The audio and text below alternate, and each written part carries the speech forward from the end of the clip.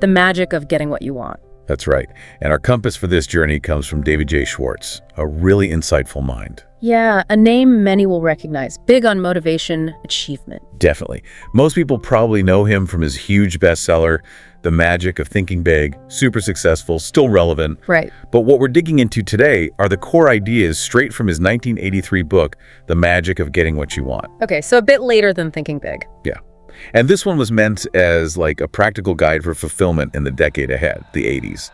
But as we'll see, the wisdom in it is really timeless. It goes way beyond just one decade. Absolutely. Timeless sounds right. So our mission today is to really unpack the most important nuggets from Schwartz's work here. Yeah, the real gems. We're not just giving you a summary. We want to get into the nuance. We'll pull out some maybe surprising facts, definitely actionable strategies. Things you can actually use. Exactly. Yeah. And maybe offer a fresh perspective, maybe even a counterintuitive one, on how you can actually achieve more of what you really desire in life. We'll explore his core philosophies, dig into some practical techniques for, influence. Influencing others, yeah. And how to cultivate that mindset for lasting success.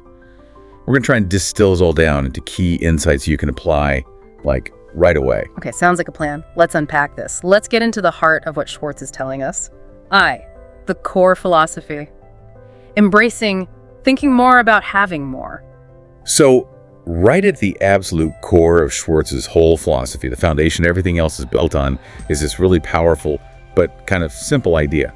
Thinking more about having more. Thinking more about having more. Okay. Yeah. And he suggests something pretty profound, that basically every challenge you face, no matter how big or complicated it seems, can actually be solved by a dream. It's about flipping your mindset from being stuck on the problem to focusing on a solution through aspiration. Wow, that's a really transformative way to frame it, isn't it? Challenges you right from the start. It does. And he's super clear that wanting more isn't just some narrow, greedy thing about piling up money. Right. It's much broader. He expands that definition a lot. It includes wanting a nicer home, sure, but also things like more respect at work, at home, deeper love, more vacations that actually recharge you, better health. Things that really matter. Exactly. And crucially, more opportunities for kids to, thrive and be their best selves. He argues this thinking more, this active chase for bigger aspirations is the absolute key to your personal prosperity, your genuine enthusiasm for life, and surprisingly, even key to making humanity better, healthier. He talks about fostering an economy of plenty, not scarcity. And what's really fascinating is how he doesn't just leave it as a theory. He gives these concrete, relatable examples. Like what? Well, think about farmers. To make more money, they don't just sit around hoping. They actively figure out new ways to get more bushels per acre, right? Or more eggs per chicken. Okay, yeah. Innovation driven by desire. Exactly. Their dream of a bigger yield pushes them to solve problems creatively. Same with manufacturers. They're always looking for ways to produce more per employee, pushing efficiency, finding new methods. Makes sense. He even stretches this idea to a bigger societal level, suggesting that thinking more, which basically means thinking about how to contribute and produce more, is ultimately the best answer to problems like crime. Huh. How so? Well, the implication is that it's about fostering productivity and contribution in a community, giving people purpose and opportunity rather than just reacting when things break down because of scarcity or despair. Interesting angle. And what really stands out is how fiercely he rejects that other common mindset. Oh yeah, he really goes after it. He calls it the be satisfied with who you are and what you have and learn to tolerate misery, unhappiness, failure philosophy. Ugh. He directly confronts that deep-seated idea that life is just some kind of, like a prison sentence that will never end until death. It's such a bleak outlook he's fighting against. It's a very direct, almost combative stance against anyone telling you to just accept things no matter how bad and give up hope for something better. He sees that as just giving up, not finding peace. And that strong rejection of just accepting things flows right into his really interesting take on utopia. Utopia, yeah. The no place. Right, coined by Sir Thomas More. Yeah. Usually means this perfect society that's, well, impossible for everyone collectively. But Schwartz totally reframes it. How does he reframe it? He connects it back to individual power. He argues that while a perfect society might be out of reach for everyone all at once, you as an individual or maybe your family unit can actually get very close indeed to achieving your utopia. It becomes a personal quest, something achievable, not this grand, impossible dream for all of society. I like that, making it personal, attainable. And he makes this personal utopia idea really vivid with that anecdote, right? The immigrant cab company owner in Atlanta. Oh yeah, that's a great story. He talks about needing a cab during rush hour. You know, almost impossible to find one then. And this super clean, okay, maybe 20-year-old, but spotless Cadillac cab pulls up. And the driver, A recent immigrant, shares his amazing story with Schwartz. Arrived in the U.S. with just $200, barely anything to start a life. $200. Wow. And yet, within only 11 months, he hadn't just gotten settled. He'd started his own cab business. In under a year. Incredible. And what makes it so powerful is the contrast Schwartz draws. Right before meeting this guy, he'd seen a newspaper headline. What did it say? It said 9.2 million people were unemployed. A really sobering number. Yeah, stark difference. Totally. And this contrast really drives home Schwartz's point about individual agency and thinking more, while millions were struggling with widespread economic hardship. This one guy, starting with almost nothing, chose a different path. He didn't get sucked into the despair. He initiated, he built, he created something. It just shows how a mindset of possibility and action can lead to success, even when things look really tough for everyone else. That's powerful. Now, among all the tools Schwartz gives, there's one exercise that sounds really unique, maybe even a bit uncomfortable. You mean the write your own obituary assignment? That's the one. He actually gave this as homework at a seminar. Yep, overnight assignment. Forces you to write your own obituary. But here's the kicker. You project your future based on your past and current behavior. Oof, that sounds like it could be brutal. It's meant to be a wake-up call. And then, the crucial part, you have to decide on positive corrective actions to change that projected future. Yeah. It's like holding up a really honest mirror to your life. He gives an example, right? The engineer. Yeah, a very relatable one, a 39-year-old engineer. Yeah. Heard the assignment, first thought was, this is stupid. I can see that reaction. But when he actually did it, he later said it totally changed his life. It forced him to see some critical negatives he'd been ignoring. Like what? Like not paying enough attention to his wife and kids, realizing most of his friends were those everything is bad types, always negative. His work accomplishments were minimal for someone with his potential. He could have been a partner. And his finances, pretty much stagnant, just some equity in his house. He was kind of drifting. So seeing it written down like that? Yeah, it had a huge ripple effect. Yeah. It made him consciously reprioritize. He started paying way more attention to his family, building real connections. He actively ditched the negative friends and found new positive ones. Changed his whole social scene. That takes effort. Big time. And he applied himself at work with new focus, which led to him actually becoming a partner in the firm.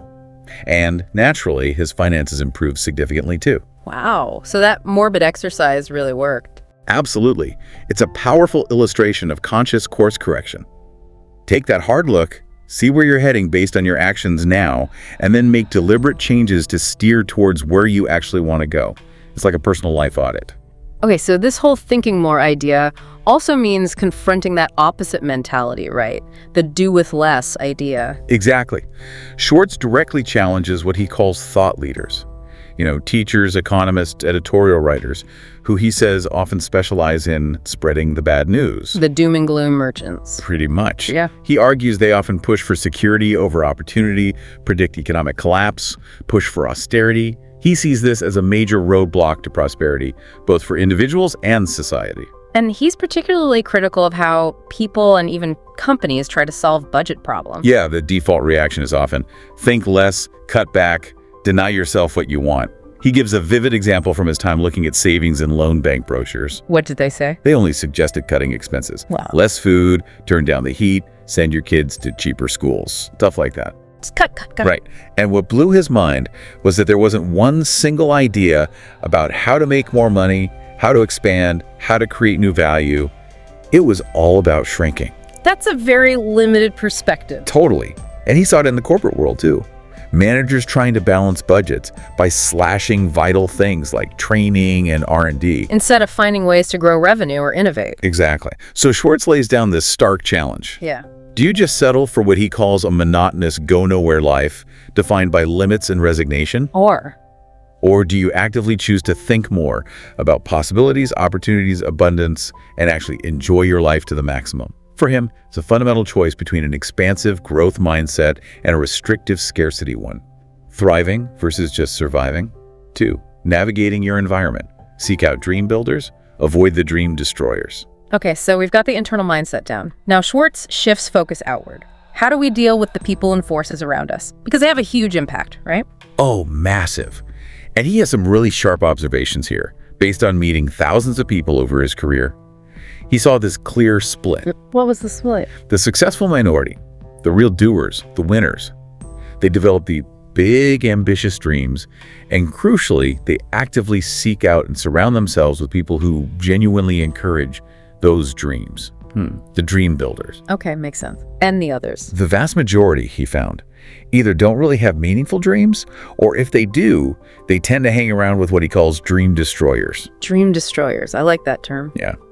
Those are the folks who always laugh at big ideas, dismiss ambitious plans, or just relentlessly try to prove why your dream is impossible. We all know people like that. Unfortunately, yes. And what's really interesting, maybe even surprising, is his finding about formal education. Oh yeah, what did he find?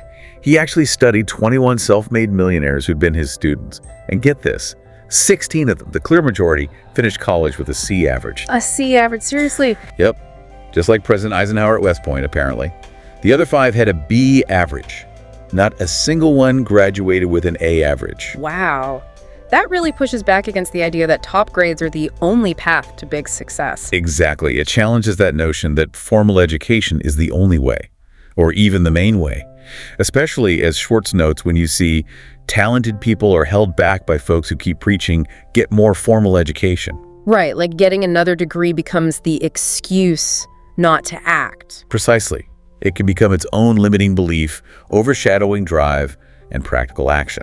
That's such a key insight, especially today. It feels like sometimes people focus so much on credentials, they forget about just doing something. And Schwartz then goes on to systematically tackle some of the most common dream destroyer arguments we hear all the time. One of the big ones, you're too old, or you're too young. The age excuse. Classic. Totally. And to shoot down the too old argument, he tells the story of Elaine. What happened to the lady? She was 45, kids off to college, feeling bored, kind of lost, wanted a new purpose. She applied for a job at a restaurant. Okay. And the manager just crushed her. Told her she was middle-aged and unattractive. Just awful. Designed to kill her dream right there. That's brutal. What did she do? Instead of giving up, she made a different choice. Took a leap, got a job with a cosmetics company, and within 7 years, just through sheer grit and refusing to be defined by age, she became one of the top earners in the whole company. Even secured her own financial future after her husband sadly died unexpectedly. Her story just screams that age is irrelevant when you're pursuing something new with passion. Incredible resilience. And he counters the too young thing, too. Yeah, with the story of George. This guy became a bank vice president at only 33. That's young for a VP. How do you do it? It wasn't luck. It was largely because he deliberately sought out a mentor, a retired banker who guided him through the ropes. Smart move. Totally. George's story shows that youth isn't a roadblock if you actively seek wisdom, listen to guidance, and really apply yourself. A thirst for learning and a strategic approach can fast-track you no matter your age.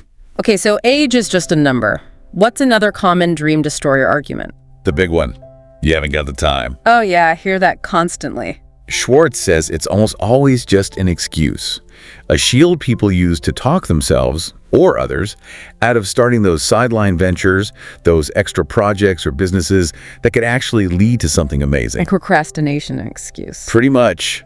And he debunks it with a really great story about a couple, Jim and Alice. What was their situation? Both had demanding full-time jobs, but they really wanted to build this profitable part-time business, their big hurdle. Time. Classic problem. Right. So Schwartz gave them a simple but radical suggestion. Cut their TV time down to just 30 minutes a day. How much were they watching before? Get this, 3.5 hours every single day. Whoa. Okay, that's a lot of time freed up. Exactly. Just by making that one change, they suddenly had 3 extra hours every day. That allowed them to consistently put energy into their dream business, and guess what? It took off. Nice. Their story just perfectly shows that time management isn't some fixed thing. It's about choices. Reallocating your most valuable resource, your time, towards what you truly want. Okay, time is a choice. What's the last big excuse he tackles? But the economy is bad. The old standby. Right, the go-to reason for not doing anything. Schwartz just dismisses it. He argues, quite provocatively, that the economy is always selectively good. Selectively good. What does that mean? It means that even during recessions or downturns, there are always opportunities for people who consciously avoid the herd instinct, that collective panic or resignation. People who look for niches, unmet needs, undervalued assets. So look where others aren't looking. Precisely. And he gives an amazing historical example. Joseph Kennedy, JFK's father. Okay. During the Great Depression. Exactly. The 1930s, economy in ruins, widespread despair. And Joseph Kennedy managed to increase his net worth by over 800%. 800% during the Depression. How? His strategy was simple, but totally counterintuitive at the time. He bought assets when everyone else was desperately selling. He saw value where others only saw panic. Buy low, sell high, but on a massive scale during chaos. Right. And this brings up a crucial point Schwartz makes, who actually benefits from spreading all this economic fear. Good question. He points out that a few people often get rich by injecting economic fear into the minds of the masses. They profit from the panic. The fearmongers. Yeah. So the lesson for us, for you listening, is to be discerning. Question the scary headlines, the dire predictions. Don't get swept up in the collective panic. Instead, look for those opportunities hidden within the problems. Find the growth spots amidst the noise. 3. Crafting your path. 5 steps for creative dreaming and the decisive role of self-image. Okay, so we've tackled the internal mindset, the external environment. Now let's get practical. How do you actually build your path? Using Schwartz's 5 steps for creative dreaming. Where does it start? It starts with step 1, self-questioning. A really deep look at who am I and where do I want to go? The big questions. Yeah, the fundamental ones. He talks about his clipboard experiment. Huh? He'd literally go up to random people on a busy street and ask them these questions. What did he find? Consistently, an overwhelming majority had only the vaguest idea of who they were, let alone where they were heading in life. It's pretty telling about how many people just drift. Living without a clear destination, scary. It is. And then comes the crucial follow-up. How do I get where I want to go? Okay, the how. What's his advice there? 3 key guidelines. First, get the best possible training and experience for what you want to do. Build real competence. Makes sense. Competence is key. Second, get good advice. Not just any advice, but from people who've already achieved what you're aiming for. Seek out the experts, the mentors. Exactly. And third, the one many people resist, be willing to sacrifice. It's not just about wishing, it's about commitment and action. Sacrifice. Yeah, that's often the hard part. Definitely. He tells the story of a friend who became a top real estate broker. This guy didn't just dream it. He got a job with a top firm known for training. And here's the sacrifice: he willingly took a massive pay cut early on, earning only a third of his old corporate salary. Wow, that's a big leap of faith. But his belief and persistence paid off. He eventually thrived and became hugely successful. It shows that short-term sacrifice can lead to massive long-term gain. And that idea of getting good advice, Carl M's story illustrates that perfectly, right? Oh yeah, Carl M. He was really struggling in the insurance game, felt like he'd hit rock bottom. What did he do? He made a proactive move. He went and asked for advice from Sam W., the absolute top agent in the company at the time. Takes guts to ask the #1 guy. It does. But Sam saw his genuine desire to improve and basically took him under his wing, became his mentor. Sam gave him short, focused advice calls, and Carl's sales just steadily, dramatically increased. Just from asking for help. Targeted help, yeah. Yeah. It shows how asking the right person for specific advice can totally change your path. And this asking applies to promotions too, like with Janice R. Absolutely. Bill, the senior manager Schwartz, noticed this weird thing. Lots of qualified managers weren't getting promoted. Why? Why? Simply because they didn't ask. It sounds obvious, but they just waited, hoping someone would notice. Assuming merit alone is enough. Right. But asking shows initiative, ambition.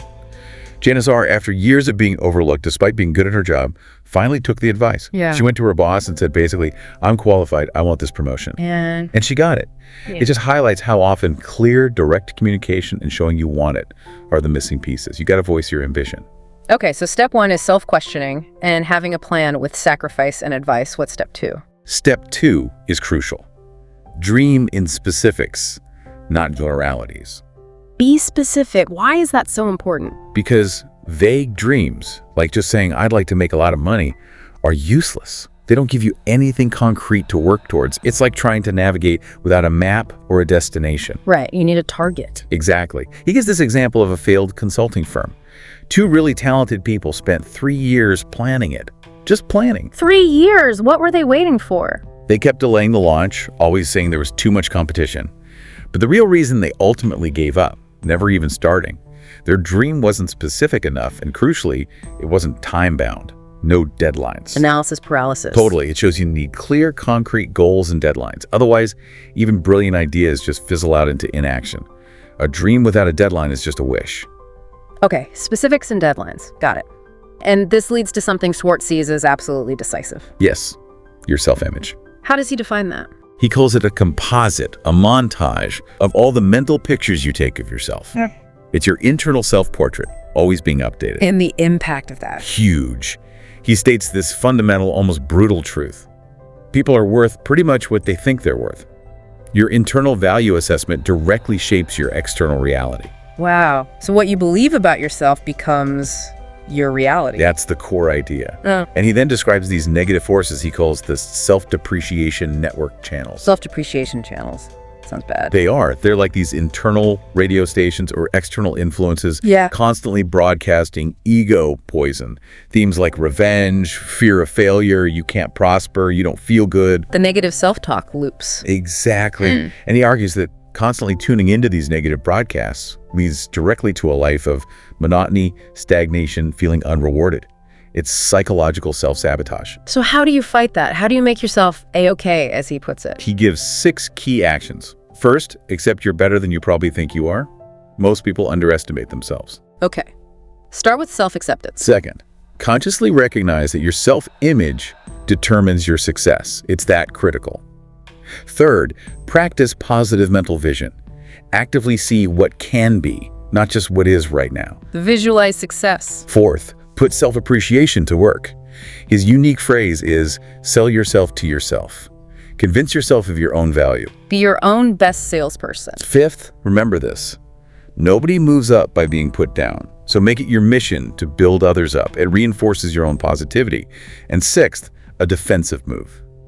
Don't let belittlers get you down. Feel sorry for them instead. Turn pity into a shield. Interesting. He also mentions foul language. Yeah, a small but insightful point. He suggests foul language often isn't toughness, but actually a sign of lacking self-confidence. Okay, so how do you actually sell yourself to yourself? Sounds a bit abstract. He offers a really practical technique. Create a 60-second commercial about yourself, your strengths, your goals. Like a personal ad. But for you, not to broadcast to others, but to reinforce your own positive narrative.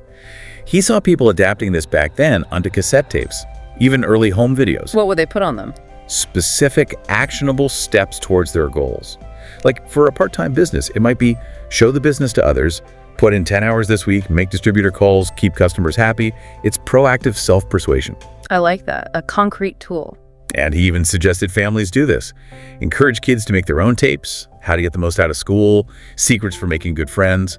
Build that internal confidence early. That's a great idea for kids. Powerful. He also talks about reframing liabilities as assets. How does that work? Turning weaknesses into strengths. Sort of. He mentions a colleague, Tim, who had this radical idea.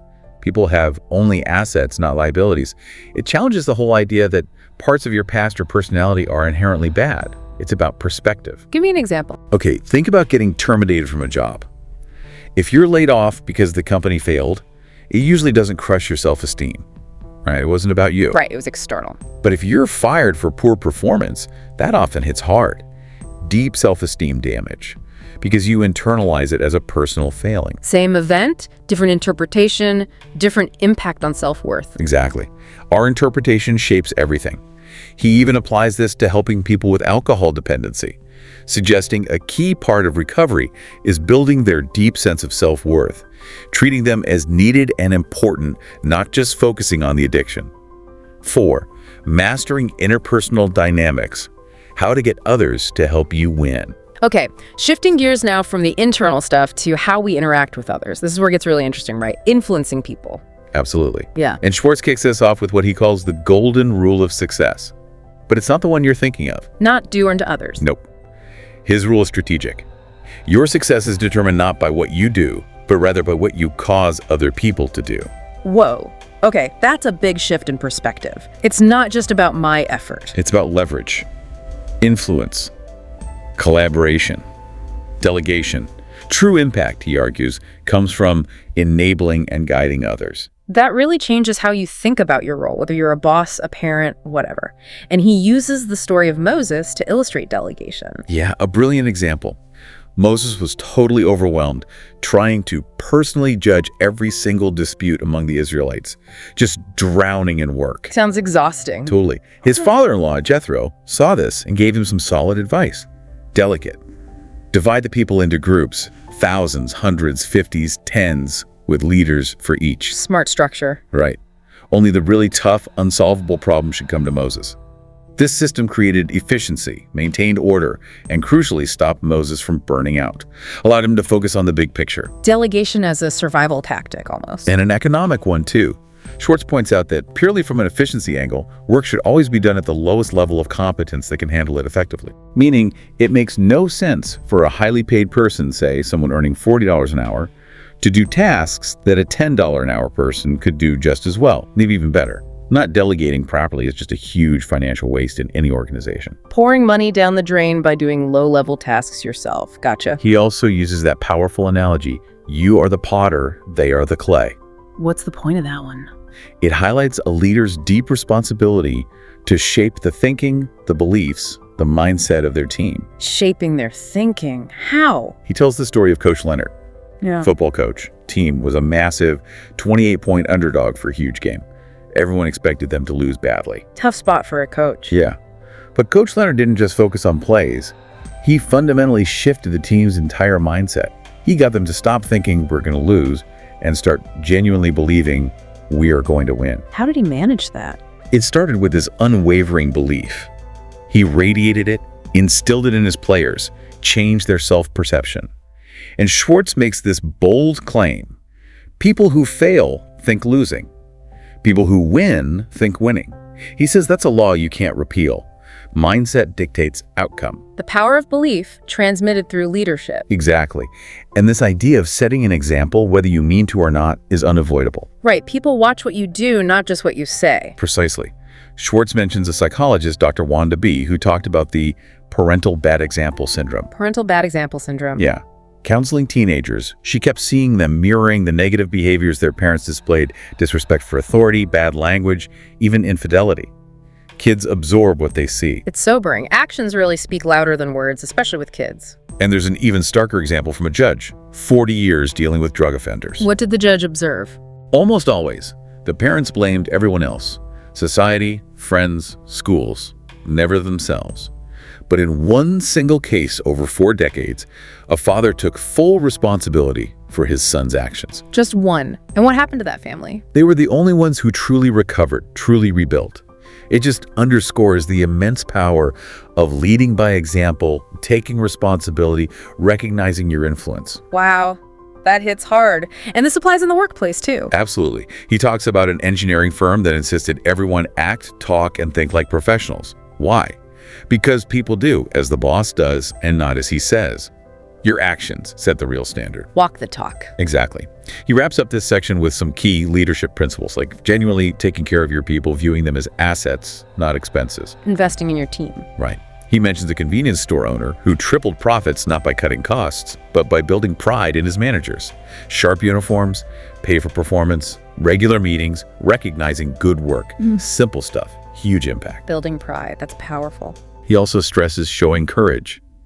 Cites the signers of the Declaration of Independence, guys who risked everything, fortune and life, for liberty over security. Washington's commitment despite huge personal risk. Leading from the front, showing courage. And finally, the importance of admitting when you're wrong. He tells a story about the Corps of Engineers. An autocratic boss insisted on a design change the engineers knew would fail. Oh boy, did it fail. Spectacularly. But when it did, the chief actually admitted his mistake. And instead of weakening him, it built trust and strengthened his influence. Owning your errors is key to real leadership. V, fueling your mind. Feed your mind success-producing information and prosper. Okay, so we've covered mindset, influence, leadership. Now let's talk about fueling our own minds, what we let in. Schwartz has some strong advice here, especially about dealing with negative peoples, right? Yeah, he calls them snipers. Those people who seem to actually enjoy it when you stumble or look bad, or who just love delivering bad news. Emotional saboteurs. We all know a few of those. How does he say to handle them? It's pretty direct. First, just don't put up with their negativity. You don't have to listen to it. Set boundaries. Exactly. Second, and this is key, when they start unloading, don't engage. Don't agree, don't disagree. Just sit there. Ask no questions, make no comments. The silent treatment. Kind of. He says the power of this non-response is huge. They'll eventually stop. People stop hitting you with bad news if they realize it doesn't faze you, doesn't get the reaction they're looking for. You cut off their supply. Starve the negativity. I like it. He also warns against the stay close to shore philosophy. Yeah. He observes that most people live in this state of quiet terror, afraid of risks, clinging to guarantees, staying in their comfort zone, even if it's miserable. Playing it safe, even if safe is unsatisfying. Right. And these people will actively try to talk you out of anything. Adventurous investments, job changes, moving, starting something new. They'll focus only on the potential headaches, the downsides. Poisoning your ambition with their fear. Exactly. So Schwartz says instead of listening to them, you absolutely have to seek out the modern-day explorers. Modern-day explorers? Who are they? That small group of people who are actually making things happen.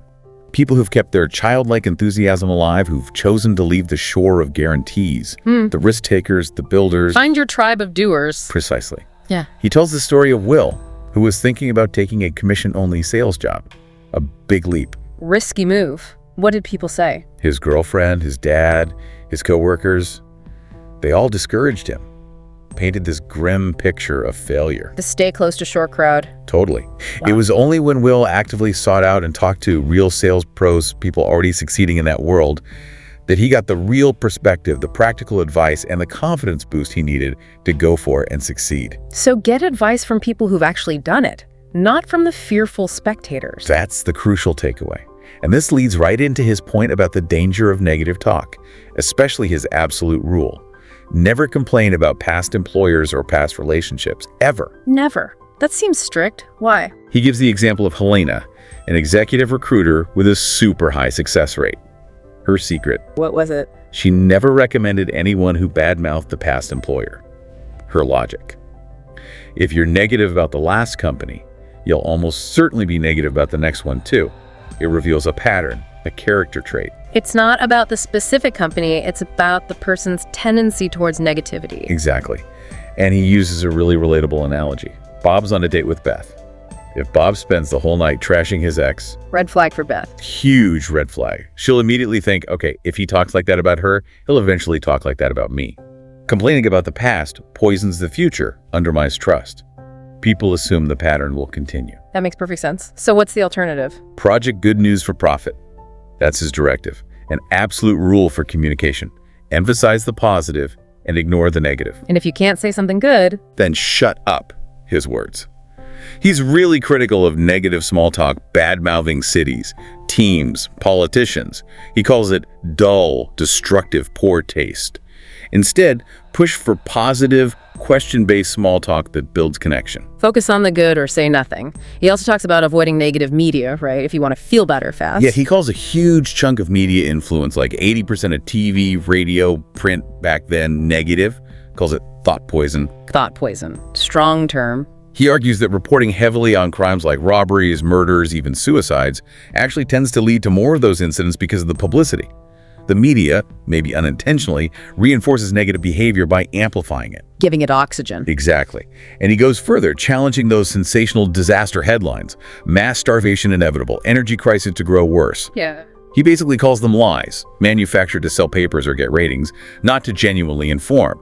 He says the creators prefer to manufacture sensation. A call for media literacy, definitely. How does he suggest we counter this? He brings in the work of an economist, Julian L. Simon, in his book, The Ultimate Resource.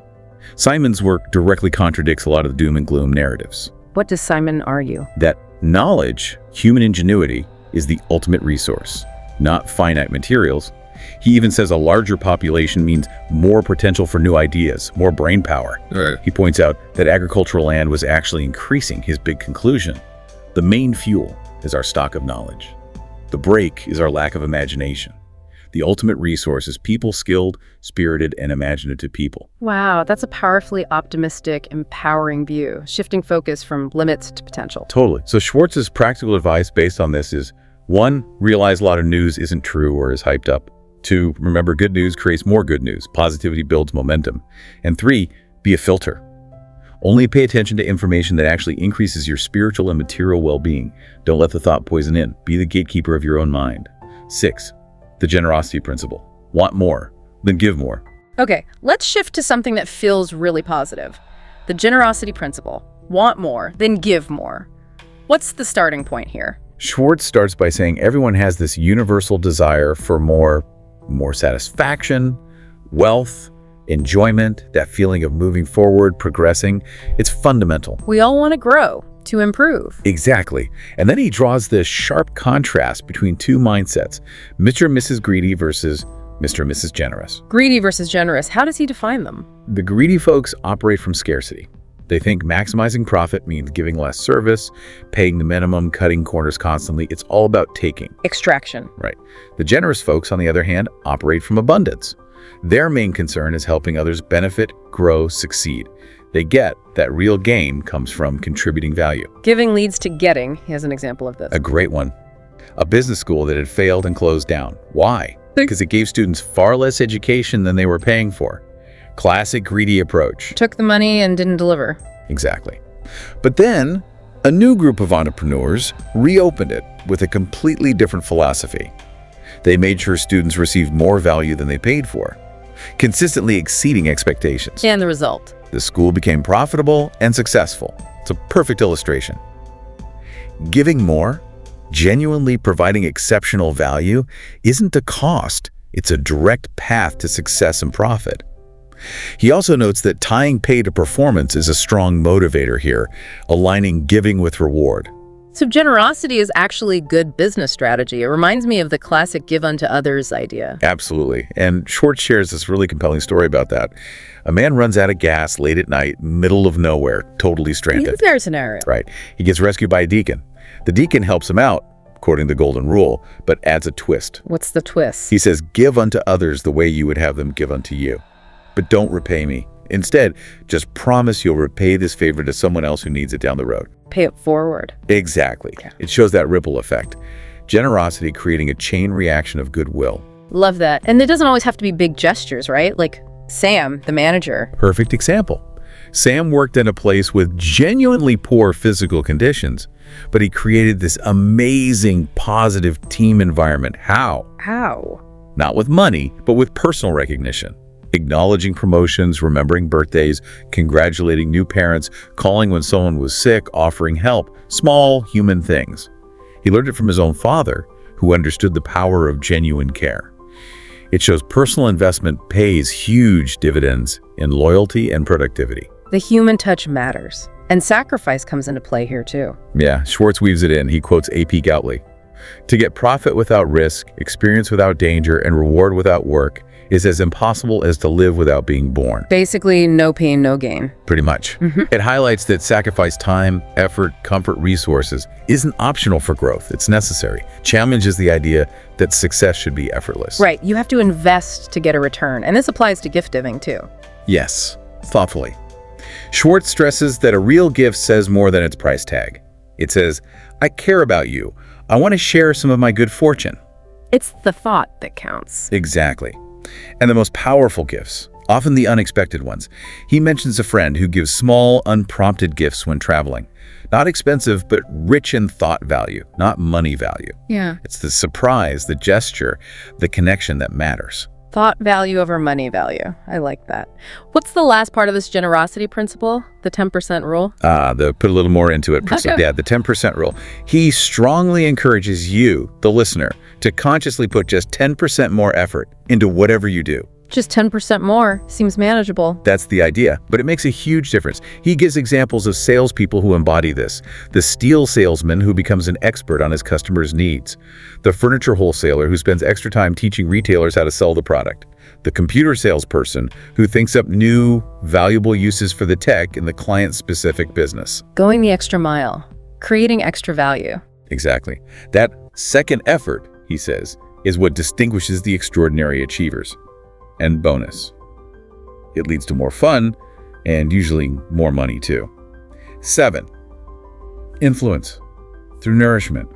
How to influence others to get more of what you want. All right, let's talk about influence again, but through a different lens. Nourishment.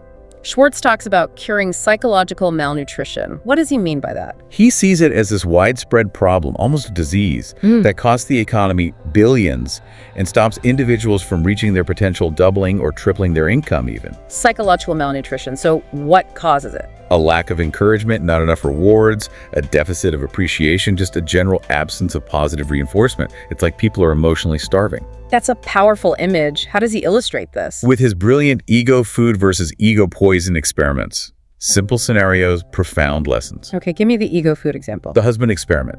Husband usually gets the same breakfast, no comment. One day he decides to genuinely praise his wife's effort in making it. The result. She tries even harder next time. Exactly. An even greater effort from her, fueled by appreciation. That's ego food. Okay, an ego poison. The wife experiment. Wife asks husband to clean the carport. He does. Then she gives him ego poison. Criticizes him. This looks awful. You missed a spot. Ouch. What happens then? Predictably, he probably won't volunteer again without a fight. His motivation is shot. It just clearly shows how positive reinforcement builds cooperation and effort, while criticism kills it. You got to provide that ego food. Makes total sense in personal relationships. Does it apply in business too? Big time. He shares a case study. A textile company facing unionization. Why? Because management treated the employees like lepers, ignored them, didn't appreciate them. Classic psychological malnutrition. So what was the fix? Schwartz and his associate rolled out a simple but revolutionary 5-point plan. 1, make employees feel important. 2, communicate effectively up, down, sideways. 3, let employees participate in decisions affecting them. 4, pay attention to personal stuff, birthdays, sick calls, offer help. Basic human decency, really. Truly remarkable. Happier workers, happier supervisors, happier managers. Production went up, costs went down, and importantly, the unionization threat disappeared. It proves treating people well isn't just nice. It's fundamental business strategy. It hits the bottom line. Investing in people pays off? What are some specific kinds of this soul nutrition? He details a few. First, praise people for their family. Parents love hearing genuine praise about their kids. Good tip. What else? Praise people for their work and achievements. He tells of Linda B., a supervisor initially afraid praise would make staff demanding or lazy. Yeah, some managers worry about that. But when she started giving genuine praise, she called it a miracle. Staff cooperation, loyalty, morale, all went way up. Praise fuels performance. What's third? Praise people for what they own. Sounds maybe a bit materialistic, but people take pride in their possessions, car, home, whatever. How does that work in practice? Example, Larry M., the top car salesman. He always praises the customer's trade-in car. Even though the final appraisal value is objective, he gets the emotional attachment. Another guy, Adam S., sells home improvements. He always starts by praising the homeowner's landscaping or decor before pitching his services. Builds instant rapport. Acknowledging their pride before selling. Smart. And the fourth type, praise by listening and making friends. He mentions Calvin Coolidge, whose success was often attributed to just listening well. And Thomas, the insurance counselor who outsold 4 competitors combined. His secret. What? He mostly listens, keeps client info totally confidential, talks very little about himself, builds massive trust. Listening is a powerful form of validation, of ego food. Listening is praise. I like that. So, circling back to the put-downers, how do we deal with them knowing the power of this ego food? He reiterates why people do it. Either ignorance of ego food's power, or they consciously choose put-downs, maybe out of insecurity. His advice stays firm. Don't let them get to you. Pity them. Don't sink to their level. Never fight back or seek revenge. It just reduces you to your tormentor's level. He even quotes that proverb, "The mills of the gods grind slowly," suggesting negative actions eventually bring negative consequences. Maintain your own integrity. 8. The ASK formula. Use the ASK formula to get more level. Okay, let's move on to the ASK formula. This sounds really practical. Where does it come from? It's rooted deep in wisdom. Schwartz starts with the Bible. Ask, and it shall be given you. Seek, and ye shall find. Knock, and it shall be opened unto you. Ask, seek, knock, ASK. Got it. But he translates this into a pragmatic strategy for life. He encourages you, the listener, right now, to think. What things do you want but haven't actually asked for? A promotion, cooperation, advice, love, more business. Just identifying those unasked desires is the first step. Realizing what you haven't pursued. How does this apply in specific situations? Like asking for advice. Hugely powerful. He revisits George, the young bank VP. Remember how he got ahead fast? By selecting a mentor, that retired banker who offered help. Schwartz says asking for advice is maybe the sincerest praise you can give another person. It shows respect, values their expertise, opens doors. Asking as a compliment. I like that. And Carl M., again, the insurance guy hitting rock bottom. His turnaround started when he swallowed his pride and asked Sam W., the top agent, for advice. Sam didn't just give one tip, he mentored him consistently, boosting his sales dramatically. Proves reaching out for expert help works. Don't be afraid to ask the experts. What about asking for a promotion? Crucial application. Bill, the senior manager, saw tons of qualified people get passed over simply because they never asked. Asking signals, initiative, ambition, readiness, things bosses look for? You have to put your hat in the ring. Exactly. Janice R.'s story proves it. Years of being overlooked, finally asked directly, got the promotion. Sometimes the only barrier is not making the request. Okay, so ask for what you want, but how you ask matters, right? Asking versus ordering. Big difference. He contrasts a respectful request like, gee, this delivery is real important. Can you get it delivered by 11 a.m. with just barking, deliver this? One is collaborative, the other is dismissive. Right. Ordering implies the other person is stupid, unimportant. Schwartz says emphatically, the age of master and servant is over. Everyone in an organization matters and deserves respect. Asking fosters cooperation. Ordering breeds resentment. Treat people like people. He also had that tip about phrasing questions for positive answers. Yeah, the psychological nudge. The classroom example. Asking, you're not going to scale the grades, are you? Or are you going to scale? Yeah. Gets iffy results. But asking, how much are you going to scale the grades? Assumes it's happening, shifting the focus from if to how much. Clever framing.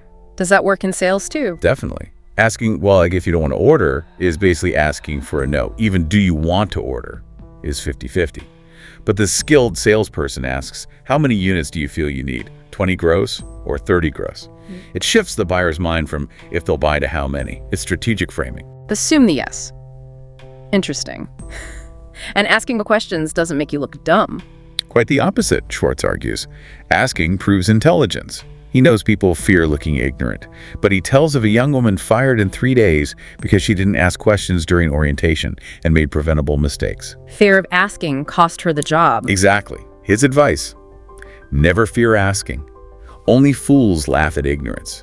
Curiosity is smart. So ask questions. What about asking for corrections if you feel wronged? Do it, but politely and professionally. He tells how John got a grade changed and a bigger piece of pie just by asking nicely. Demanding your rights makes people defensive.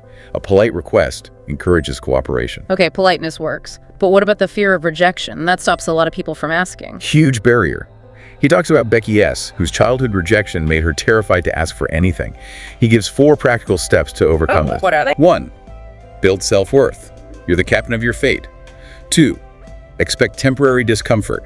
Asking feels awkward at first. 3. Start small. Ask for things you can afford to lose. Build confidence. 4. Ask a lot. Practice makes it easier. Becky applied these, landed her dream job after 9 tries. Persistence pays off. Practice asking, like asking, how can I do better? Yes. He calls that a crucial question for advancement. Walter F.'s story.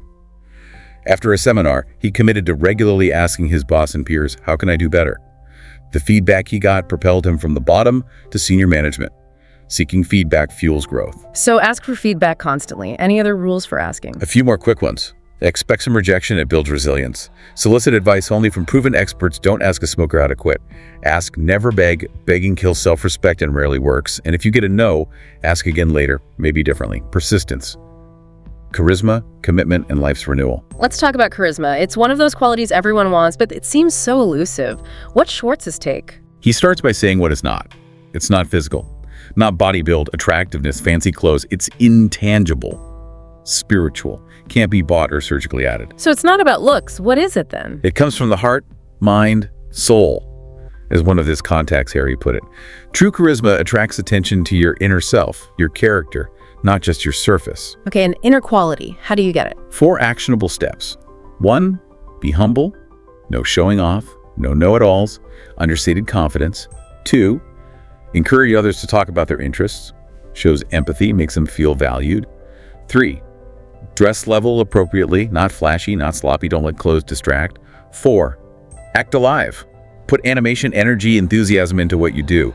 Signal vitality. Humility, interest in others, appropriate appearance, energy. Got it. Now, commitment. That sounds serious. He's very serious about it, makes this incredibly strong statement. No one on earth admires another person for breaking a commitment. It's fundamental to character. How does this play out? He gives the example of Elizabeth W., a VP of personnel at a supermarket chain.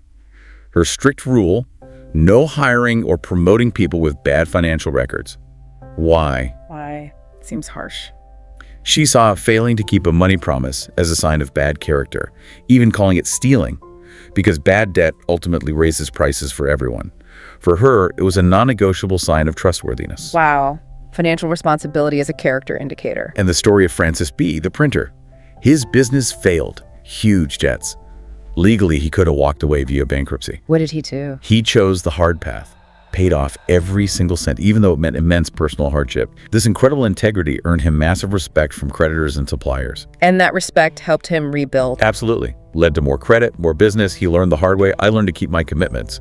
Integrity, even after failure, became his biggest asset. Powerful lesson. And commitment applies to relationships too, right? Renewing them. Definitely. The poignant story of Jim and Patricia. Married 25 years, then Patricia started drinking heavily. Relationship crumbling.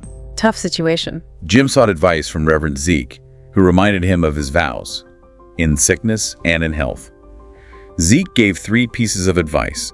Don't argue blame, show all the love you can, and get professional help. This renewed commitment, focused on the vow and action, saved their marriage. Commitment means sticking through the hard times with love and action. And it's not just the big vows. Schwartz warns about small, broken promises. No one will ever know how many children are hurt, spouses disappointed, and friends put down because a single, "I'll do this or that for you," is forgotten or ignored. It erodes trust bit by bit. Keep your word, even on small things. What about keeping confidences? Absolutely critical. Breaking a confidence, he says, is the greatest spiritual crime. Shatters trust and respect. Don't be a tattler or squealer. It reveals poor character. Integrity includes discretion. Okay, now he uses this really provocative metaphor. Most people are dead. Yeah, powerful stuff. Not literally dead, but spiritually, mentally dead. Existing in a state of not living. No purpose, no enthusiasm, no growth. Just going through the motions. How does he identify these living dead? He lists 13 characteristics. Boredom, guilt, living in the past, loving bad news, excessive TV, go-to-hell attitude, hating work, sleeping too much, no enthusiasm, constant complaining, excessive drinking, gossip, and lack of purpose. A chilling checklist. Yikes. Makes you examine your own life. How does this connect to marriage problems? He argues the usual reasons for divorce, cruelty, drinking, incompatibility are often just symptoms. The real root cause, usually boredom. Boredom kills relationships. Profound boredom, yeah. He tells of Betsy and Robert, mid-30s, marriage falling apart from exactly this. Saved not by therapy, but by finding a shared interest, opening a weekend flea market booth. A flea market booth saved their marriage. He gave them extra money they didn't need but wanted, but more importantly, it harnessed their joint energy. Gave them a shared purpose, a reason to connect and collaborate, revitalize their bond. Shared purpose beats boredom. So how do you beat boredom in general? 2 surefire ways, he says. 1, find a part-time job, specifically for psychological therapy. He notes millions empty nesters. Retirees need work not for money, but for well-being. Work as therapy. Interesting. He tells Margaret's story. Empty nester, going bananas, drinking, haunted by guilt from her past, found purpose in healing, working part-time as a gift wrapper. Telling her story helped her heal. Finding purpose through contribution. What's the second way? Choose your friends wisely, actively, strategically. We talked about dream builders versus dream destroyers. Exactly. Seek friends who look forward, share positively, are ambitious, and crucially do not complain. Avoid the ones who constantly poison your brain with negativity about everything. Curate your influences. Your circle dictates your mindset. X, the long game, how to profit from persistent patience. All right, we're nearing the end. Let's talk about the long game and persistent patience. This sounds crucial for any real achievement. Absolutely vital. Schwartz identifies 3 types of patience here, showing different approaches. First, Mr. Impatient. What's his deal? Focuses on quantity over quality, wants the quick buck, gets discouraged super easily if results aren't instant. He mentions Tony W., a consultant who chased fast success, hit a wall, and only grew when he finally adopted persistent patience. Okay, so impatience is limiting. Who's next? Mr. Passively Patient. This is the person who just sticks with the status quo, avoids risk, never tries anything new, just waits. Sounds safe, but maybe boring. Leads to boredom, yeah. And ultimately, Schwartz says, a lack of admiration. The real winner is Mr. Persistently Patient. Persistently patient, what's the difference? This person understands things take time, but they actively work to shorten that time. They pursue goals relentlessly, with focus and effort, while having the composure to wait for the results. It's active, dynamic patience. That's the key to profit and progress. Active waiting combined with relentless effort. Can you give some examples? He gives great historical ones. Wernher von Braun, the rocket scientist. His failures outnumbered successes 10-1. But his persistent patience led to rockets. Explorer I, the moon landing. Incredible perseverance. The U.S. interstate system took years of persistent effort from FDR's initial idea in 1937 to become the amazing road system it is. Not an overnight project. Decades of work. Christopher Columbus lacked ships, lacked money, but had persistent patience. Took years to get backing for his voyage, changed the world. Television, decades of persistent experiments by different people before it became practical. Sustained effort over time is powerful. These huge achievements took incredible patience. Does it apply on a personal level too? Absolutely. He tells of John, who lost half his body weight, 360 pounds, down to 180 in 6 months, through persistent patience. And he said, I gained 10 pounds of self-respect for every pound I lost. Huge internal shift too. Wow. Physical and mental transformation. Another John conquered severe alcoholism through maximum persistent effort. Endured 2 weeks of hell, but emerged stronger. Persistent patience transforms lives. Okay, so it works for health. What about making money? He shares wisdom from Ben W., an 80-year-old self-made millionaire. Ben had 4 principles. 1, don't let money control you. Don't worship it. 2, practice patience, then more patience. Wealth builds on itself once you learn this. Took him 30 years for his first million, then it grew rapidly. 30 years for the first million. That's patience. Serious patience. 3, never gamble. And 4, ensure people who can't afford risk don't get hurt by your ventures. An ethical component. Patience, discipline, ethics. What about reputation? Can patience help there? Yes, especially rebuilding it. He uses Richard Nixon as an example. Despite Watergate, Nixon managed to come back and win the presidency in '68 after persistently supporting his party through tough times. Shows reputation can be rebuilt through sustained effort. Schwartz adds, honesty pays. If schemers spent half their energy being honest, they'd likely be wealthier. Honesty and persistence build lasting value. What about conquering fears like public speaking? Persistent practice works there too. Mary J., smart, but terrified of speaking up. Schwartz advised her, commit to speaking twice in every meeting. First a question, then a suggestion. Simple, consistent action. Did it work? Completely cured her fear. Turned her into a confident communicator. Persistent, targeted action overcomes fear. Amazing. And finally, domestic problems. He says it's not always sex or money. Right. He argues, while those are often cited, the real cause of strife is usually the degree of boredom and a lack of a common goal. Echoes back to Betsy and Robert finding purpose together.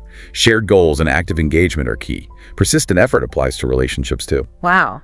We've really covered a lot of ground here, taken a deep dive into David J. Schwartz's The Magic of Getting What You Want, explored the power of big dreams, strategic influence, persistent patience. It really is a blueprint. It truly is.